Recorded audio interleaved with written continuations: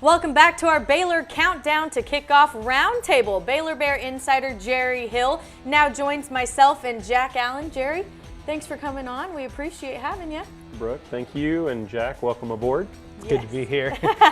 Well, let's get right to it. We've talked a lot about the impact that Jalen Hurd had for the Bears last season, and now coaches are saying that Denzel Mims is the man, but we cannot forget about Chris Platt. Yeah, Chris brings that kind of dynamic ability. I mean, you look back a couple of years ago, and he was such a dynamic player, one of the top players, I would say, in the country in those first 4 games, and he had 5 catches of over 70 yards. So I think that's what he brings you, and you know, we shouldn't forget that he was an All-American in track. I watched him down in Austin last year at the NCAA track meet when he ran a 45-2 last leg, or on his leg. So great speed, but a lot of experience. I mean, he's a 6-year guy that's already played 43 games. That experience isn't just limited to offense. The defense bringing a lot of experience with it too. What are your thoughts on how that experience may help them as they transition into a 3-man front this season? Yeah, I think it was actually a good time to make that move because you have 3 veterans up front with Bravion Roy, James Lockhart, and James Lynch, but past that, you don't have a whole lot of experience. So that experience on the back end with so many of those guys, Clay Johnston and Blake Lynch and all those guys, and then in the secondary with Henry Black and Graylin Arnold and those guys, Chris Miller, they got so much experience. I think that's going to help that transition to the 3-3-5. And the Bears are obviously hoping to pick up right where they left off last year with that Texas Bowl victory.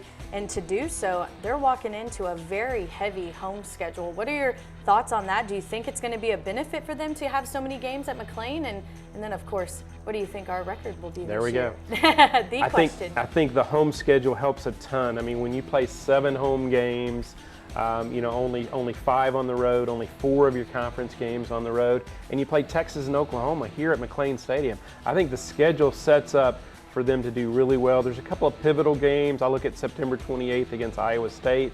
I look at October, I believe it's 19th against Oklahoma State. Those are a couple of games early that if you win one of those, you're already bowl eligible by October 19th. So I look for them to take another step up. They won 6 games in the regular season last year. I look for them to win 8 or 9 this year and go back to a bowl. That's a big thing, is to keep going back to bowls. There we go. That's my prediction. I like it, and I appreciate Right. that. Let's take a look at that schedule real quick. The Bears start out 2019 with back-to-back home games against Stephen F. Austin and UTSA. Then they'll take a road trip down to Houston to play Rice before they're back in McLean to host Iowa State.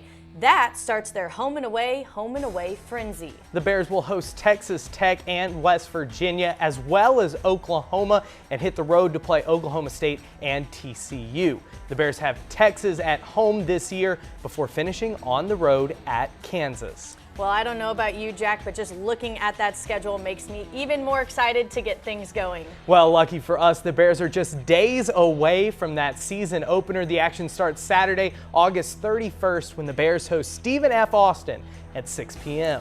That's a wrap on our Baylor football countdown to kickoff. For myself, Jack Allen, Jerry Hill, and everyone else here, thanks for watching, and Sic 'em Bears.